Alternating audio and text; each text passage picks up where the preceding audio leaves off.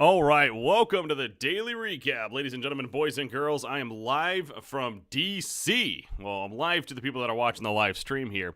That's right, there's the webcam.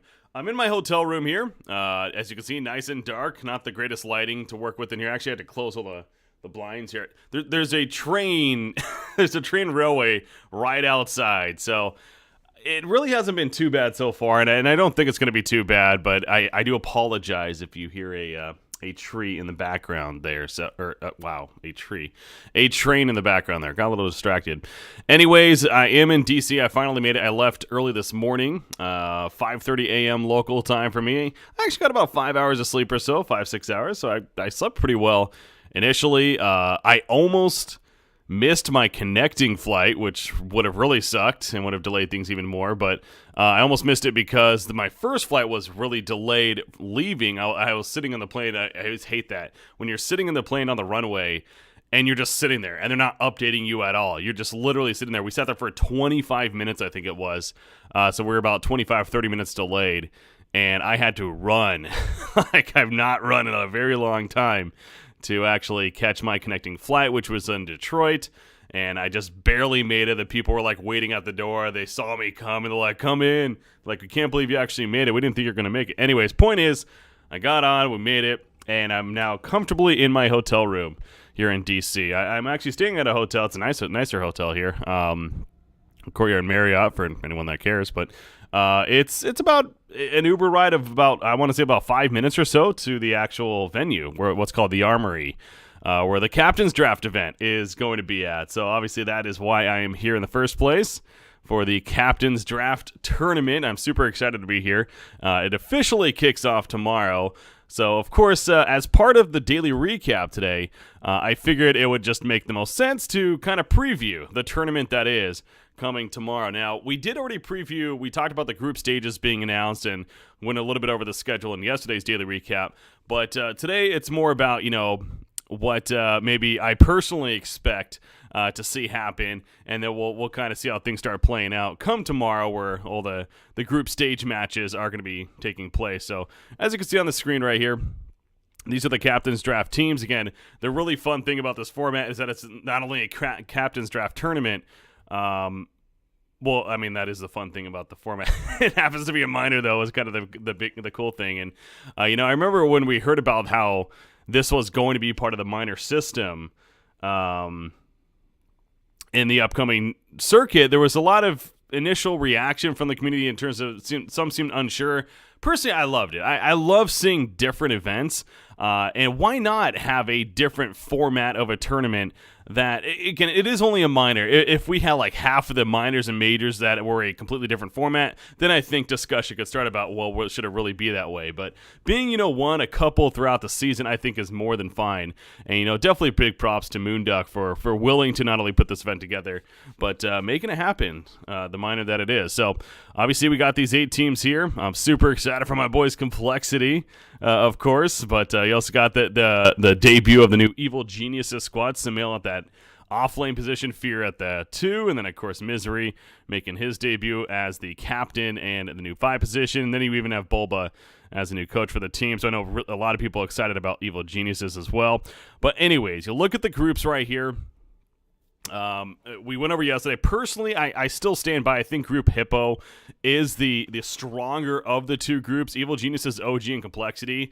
I could see any of those 3 teams winning Group Hippo. I really can, especially when you consider the format of this event. Not only is it Captain's Draft, but it is a best-of-1 tournament. We're talking best-of-1 here. This is group stage, I should say. When we get to the playoffs, it becomes best of 3, and then eventually best of 5 grand finals, of course. But being best of 1, again, anything can happen. Now, Pain Gaming, sure, there's a chance too, but no doubt I would think it would have to favor those 3 teams right there, as far as like where they could be the top seed coming out of Group Hippo. But with that said, again, that really doesn't mean the most ultimately in the end, because frankly, you're going to have a tough matchup no matter what out of Group Horse, whoever you end up playing, who finishes in that last place spot. And the playoffs are single elimination, best of 3, straight to the point. Every team does advance on as well. As far as Group A, or Group Horse, as they're calling it here, I do think it's a little more clear-cut. With all of that said, I think Secret, and that's why I tend to lean more towards Group Hippo as the quote-unquote tougher group. Team Secret's just so good recently. They're on top of the circuit right now for very good reason, deservingly so. Everything has seemed to click. Ace has stepped up to be one of the best carries in the world at this point, and I think you have to say Secret is going to be taking Group Horse here. Not very handily by any means, because I still stand by anything could truly happen, but they're definitely my favorite. I would be very confident, putting money down on saying that they're going to be the ones coming out with the number one seed. As far as from there, it'll be interesting. Obviously, Vici, Empire, and Mineski all have a lot of potential. Mineski's been a little bit slower since their hot start they had at the beginning of the season, so I don't know what to ultimately expect from them. Which Mineski team are we going to see? But if it's one that we saw earlier in the circuit, then no doubt they could also do very well. Yeah, and that's something else to keep in mind as well. Teams that maybe tend to be a little more versatile already when it comes to their hero picks, ideally will be favorites in this event. And when I think of teams, out of these teams at least, that are willing to be a little bit different, a couple that do come to mind are OG, for one. I feel like OG is willing to play quite a plethora of heroes. Now, I might be speaking more last season OG. We frankly haven't seen a lot of them this year. Obviously, they've had a bit of a struggle, although until pretty recently where they've done fairly well. But OG would have to come to mind. Complexity, again, call it bias, whatever. I think Complexity has always kind of been that team as well. One that has, captain's draft or not, they've done a lot of different strategies from the norm, what other people are running. So this is an event that kind of seems like it does favor them of sorts on top of that. So, but yeah, I mean, Secret, I think, in fact, I don't want to pull up Dota Buff right now, but I wouldn't be surprised if Secret is actually up there as well, as far as just having a plethora of heroes that they choose from when it comes to what they play. Anyways, point is, Group Hippo, any of those three teams I see coming out on top. Secret, I'm pretty sure, would be the top team there. Then, as far as the playoffs are concerned, I think we'll just save that until tomorrow's daily recap, anyways, and kind of previewing, looking forward. So, but those are my predictions. You know what? I'm gonna man up, and if I had to make an absolute prediction for Group Hippo, I'm gonna say OG.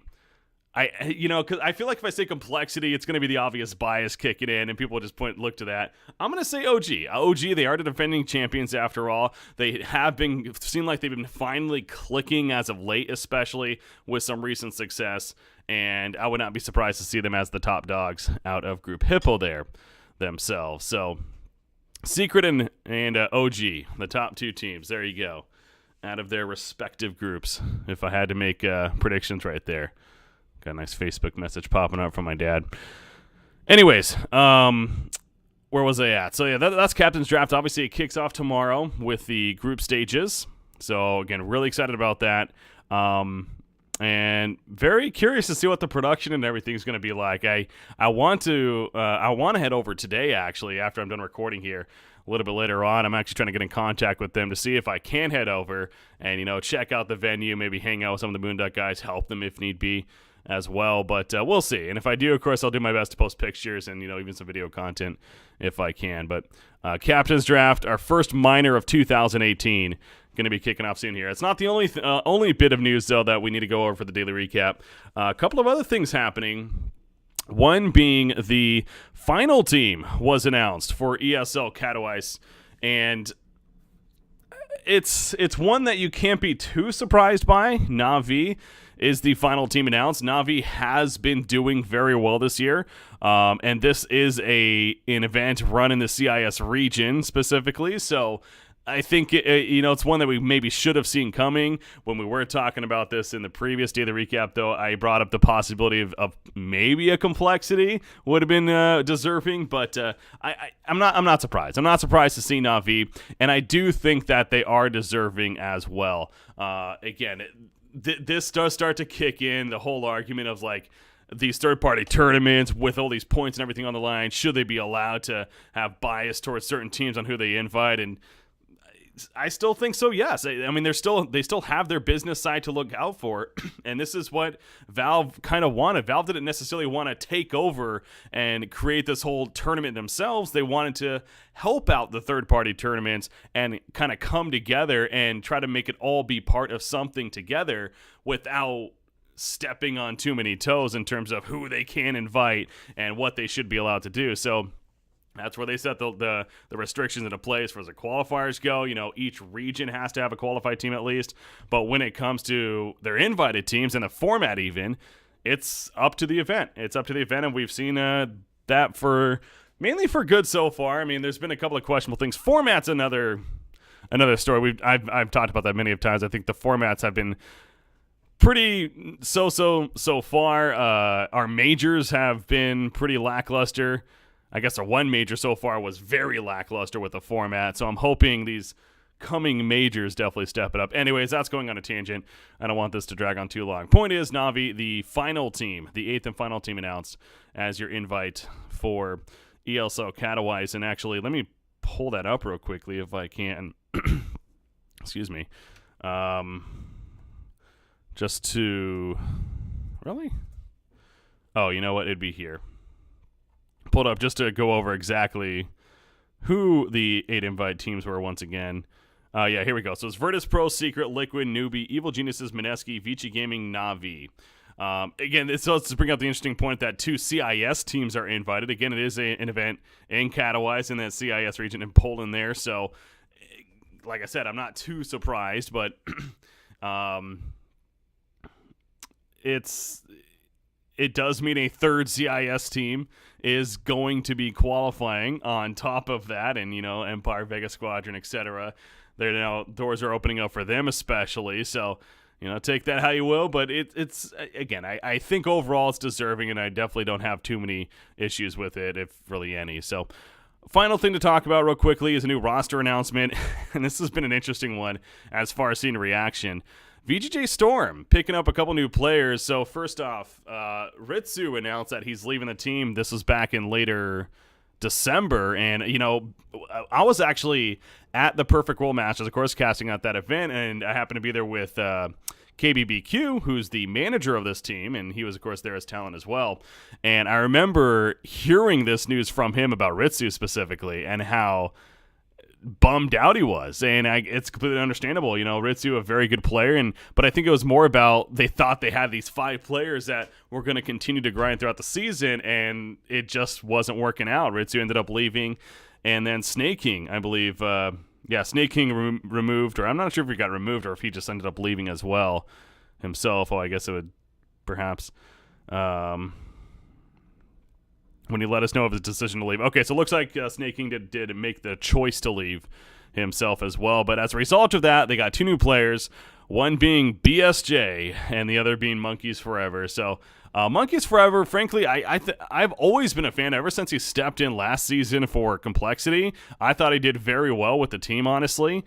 I hope the best for him. He and my personal interactions with him in person has been great, and he's just seems like just a really cool guy in general, as well as a great offlane player. BSJ, that's the one where he's a very popular streamer and educational coach guy, but when it comes to having success on the competitive scene, he hasn't necessarily been able to pull that off just yet. So still a younger guy himself, though, and now he's going to get a probably his biggest chance yet with what is VGJ Storm right here. So obviously, this full roster, you now got BSJ, 747 or Ryoya, Monkeys Forever, Flea, and Stanking, of course, as their 5-man roster. So there's been some interesting tweets on this, including one from PPD suggesting that, all right, that's one less team to worry about when it comes to qualifying in the NA region. Oh, man, shots fired. It was it's all in good fun, though. Anyways, that's the daily recap. I think that pretty much covers what I wanted to cover here. So want to thank you guys for tuning in. Hopefully the quality was somewhat okay.